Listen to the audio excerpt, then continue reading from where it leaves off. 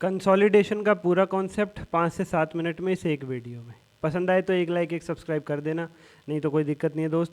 Unlimited videos डाली हैं, बहुत मेहनत की है। मेरा टारगेट पूरा नहीं है अभी, आपके एक सब्सक्राइब से होगा। कर दीजिए अगर आपको लगे मेहनत की है। करोगे तो मैं दुआ करूँगा आप 70 80 90 100 नंबर लाएँ, नहीं करोगे तो भी सेम दुआ है, पर करोगे तो अच्छा लगेगा। कंसोलिडेशन का क्वेश्चन आपको कुछ स्टेप्स में करना है। पहला स्टेप, परसेंटेज होल्डिंग। होल्डिंग के पास सब्सिडरी के एग्जैक्टली कितने परसेंट शेयर है निकाल लीजिए, जिसका फॉर्मूला है shares held by holding divided by total shares of subsidiary whole multiplied by 100। जैसे मान लो सब्सिडरी ने 5000 शेयर इशू कर रखे हैं और क्वेश्चन ने लिखा है उसमें से होल्डिंग के पास 3000 हैं, तो कितने परसेंट हुए? Shares held by holding 3000 divided by total share issued by subsidiary 5000 whole multiplied by 100 60%। दूसरे स्टेप पे डिविडेंड का ट्रीटमेंट कर लेना है आपको। प्यारे बच्चों, डिविडेंड के दो केस हो सकते हैं, प्री एक्विजिशन डिविडेंड और पोस्ट एक्विजिशन डिविडेंड। कौन सा डिविडेंड है सर? ये सब्सिडरी द्वारा अपनी होल्डिंग को जो डिविडेंड दिया था, भाई होल्डिंग के पास ही तो है सब्सिडरी के शेयर, तो किसे डिविडेंड मिलेगा? होल्डिंग को। सब्सिडरी जो अपनी होल्डिंग को डिविडेंड देती है वो दो प्रकार का हो सकता है, प्री एक्विजिशन डिविडेंड और post acquisition dividend. Pre acquisition dividend मतलब जिस दिन होल्डिंग ने सब्सिडरी के शेयर खरीदे उस दिन पहले से ही सब्सिडरी में जो रिजर्व और प्रॉफिट मौजूद थे, अगर उस पैसे में से सब्सिडरी ने डिविडेंड दिया है तो प्री एक्विजिशन डिविडेंड कहलाएगा, अदरवाइज पोस्ट एक्विजिशन डिविडेंड कहलाएगा। प्री एक्विजिशन डिविडेंड हो चाहे पोस्ट एक्विजिशन डिविडेंड हो, सब्सिडरी कंपनी की बुक्स में एक ही एंट्री पास होनी है, P&L account debit to bank account. Pre acquisition dividend है तो होल्डिंग की एंट्री पास होगी, bank account debit to investment, यानी कॉस्ट से एडजस्ट करेंगे। होल्डिंग ने जो कॉस्ट पे करी सब्सिडरी के शेयर खरीदने के लिए, इन्वेस्टमेंट में जो पैसा डाला वहां से एडजस्ट करेंगे। और अगर पोस्ट एक्विजिशन डिविडेंड है तो होल्डिंग की एंट्री होगी bank account debit to P&L account. Step number 3 हम निकालते हैं कॉस्ट ऑफ कंट्रोल, यानी हम ये देखते हैं कि हमने जो शेयर्स खरीदे, होल्डिंग ने जो शेयर्स खरीदे उसके लिए जो पेमेंट की, उसके बदले में जो शेयर्स मिले उनकी वैल्यू को कंपेयर करते हैं। कॉस्ट ऑफ इन्वेस्टमेंट और इंट्रिंसिक वैल्यू ऑफ शेयर्स को कंपेयर करते हैं। अगर कॉस्ट ज़्यादा है तो गुडविल और इंट्रिंसिक वैल्यू ज़्यादा है तो कैपिटल रिजर्व। ठीक है सर, कॉस्ट ऑफ इन्वेस्टमेंट को नेट ऑफ डिविडेंड लेते हैं, ये ध्यान रखना। कॉस्ट ऑफ इन्वेस्टमेंट को नेट ऑफ डिविडेंड लेते हैं, ये ध्यान रखना, क्वेश्चन में गिवन होती है।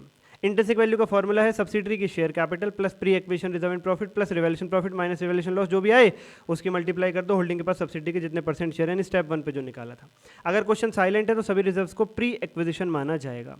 स्टेप नंबर 4, एसेट्स का अगर रिवैल्यूएशन हो रहा है क्वेश्चन में, अगर सब्सिडरी के एसेट का रिवैल्यूएशन हो रहा है तो क्या करोगे आप? रिवैल्यूएशन की डेट पर, रिवैल्यू होने के बाद जो नई फिगर आई उसमें से रिवैल्यूएशन की डेट से लेकर कंसोलिडेशन की डेट तक का डेप्रिसिएशन नई फिगर पर माइनस करना ना भूलें, बच्चा ये भूल जाता है। स्टेप नंबर 5 पर एक्स्ट्रा डेप्रिसिएशन या लेसर डेप्रिसिएशन का ट्रीटमेंट करना पड़ता है। मान लो सब्सिडरी की किसी एसेट की वैल्यू थी 1 लाख, अब रिवैल्यूएशन हुआ हो गई 1.5 लाख, तो तुम बताओ डेप्शन ज़्यादा लगेगा कि नहीं लगेगा? बिल्कुल लगेगा सर। अगर वैल्यू रिवैल्यूएशन नहीं हुआ तो 1 लाख पर डेप्शन लगता है, रिवैल्यूएशन हो रहा है तो 1.5 पे लगेगा। तो जो एक्स्ट्रा डेप्शन है उसे क्या करेंगे? सब्सिडरी के पोस्ट एक्विजिशन प्रॉफिट में से माइनस करेंगे। इसी प्रकार अगर डेप्शन कम लग रहा है, 1 लाख की वैल्यू घट के 80 हो गई तो डेप्शन कम लगेगा, तो क्या करेंगे? Post acquisition profits of subsidiary में ऐड कर देंगे। स्टेप नंबर 6 पर जो भी सब्सिडरी के पोस्ट एक्विजिशन प्रॉफिट है उन्हें होल्डिंग कंपनी, उसमें जो होल्डिंग का हिस्सा है उसे कंसोलिडेटेड बैलेंस शीट के रिजर्व सरप्लस के नोट्स टू अकाउंट्स में ऐड कर देंगे। I repeat again, step number 6 पर जो सब्सिडरी के पोस्ट एक्विजिशन प्रॉफिट है उसमें होल्डिंग का जो हिस्सा है उसे कंसोलिडेटेड बैलेंस शीट के रिजर्व सरप्लस के नोट्स अकाउंट्स में ऐड कर देंगे। स्टेप नंबर 5 पर माइनॉरिटी इंटरेस्ट कैलकुलेट करेंगे पूरा सेपरेटली, जिसमें सब्सिडरी की share capital plus pre acquisition reserve profit plus post acquisition reserve profit plus revaluation profit minus revaluation loss, जो भी आए मल्टीप्लाई कर दो जितने परसेंट शेयर माइनॉरिटी के पास हैं। मतलब जैसे ऊपर निकालता 60% होल्डिंग के पास है तो माइनॉरिटी के पास कितने बचे? 40%। और अंत में कंसोलिडेटेड बैलेंस शीट बनाने की ट्रिक। अब बच्चों सुन लो, ये जो ट्रिक सामने लिखी हुई है, इस ट्रिक से मैंने पूरा स्टडी मैट करा दिया है मात्र 1 घंटे में कंसोलिडेशन का। चैनल पे जुड़े रहो, सब्सक्राइब कर दो, वो वीडियो भी तुम्हें बहुत जल्द मिलने वाली है।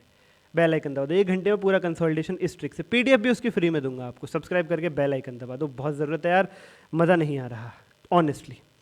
अच्छा सर जी, व्यूज़ बराबर आ रहे हैं, व्यूज़ की दिक्कत नहीं है, इनसाइट सब बढ़िया है। कोर्सेज जो है वो जैसे मैंने अभी पेपर से 2 दिन पहले भी लोगे, 1 दिन पहले भी लोगे तो भी पूरा कवर हो जाएगा। एक कोर्स बनाया है जिसमें स्टडी मैट के क्वेश्चन, RTPO के कॉन्सेप्ट सब कवर्ड है, उसका लिंक वीडियो के डिस्क्रिप्शन में मिलेगा। वो सब सेल वगैरह, वो सब चीज़ें सब इंटैक्ट चल रही, व्यूज़ वगैरह। सब्सक्राइब नहीं कर रहा है, 75% ऑडियंस बिना सब्सक्राइब किए हुए देख रही है। करो यार करो, प्लीज़ प्लीज़ प्लीज़ प्लीज़। अच्छा, कंसोलिडेटेड बैलेंस शीट बनाने की ट्रिक। कंसोलिडेटेड बैलेंस शीट में जो शेयर कैपिटल का अमाउंट है वो कौन सा होगा? जो क्वेश्चन ने होल्डिंग कंपनी की शेयर कैपिटल दे रखी है, डिट्टो वही रिजर्व सरप्लस बैलेंस फिगर आएगा। माइनॉरिटी इंटरेस्ट जो अभी ऊपर फॉर्मूला बताया वहां से निकल के आ जाएगा। प्रॉपर्टी प्लांट इक्विपमेंट के लिए क्या करोगे? होल्डिंग में सब्सिडरी, अच्छा पहले नॉन करंट लायबिलिटी और करंट लायबिलिटी बता दूं। होल्डिंग और सब्सिडरी की प्लस कर दो, इंट्रा ग्रुप बैलेंस कोई है तो माइनस कर दो। होल्डिंग की non current liability, current liability plus subsidiary की minus intra group balance. PP holding का पीपीई प्लस सब्सिडरी का पीपीई प्लस कोई रिवैल्यूएशन हुआ है उसका प्रॉफिट माइनस कोई रिवैल्यूएशन हुआ है उसका loss minus डेप्शन on revalued figure, नई फिगर पर। इन्वेंट्री के लिए होल्डिंग की इन्वेंट्री जो क्वेश्चन ने दे रखी है प्लस सब्सिडरी की जो दे रखी है माइनस स्टॉक रिजर्व।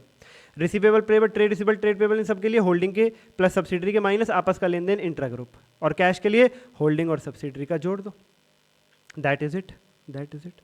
और ऊपर जो हमारा स्टेप नंबर 3 था, कॉस्ट ऑफ कंट्रोल निकालते हुए गुडविल आई है तो इंटेंजिबल एसेट्स में दिखाएंगे, कैपिटल रिजर्व आए तो रिजर्व सरप्लस में चला जाएगा। एक लाइक एक सब्सक्राइब कीजिए, धन्यवाद।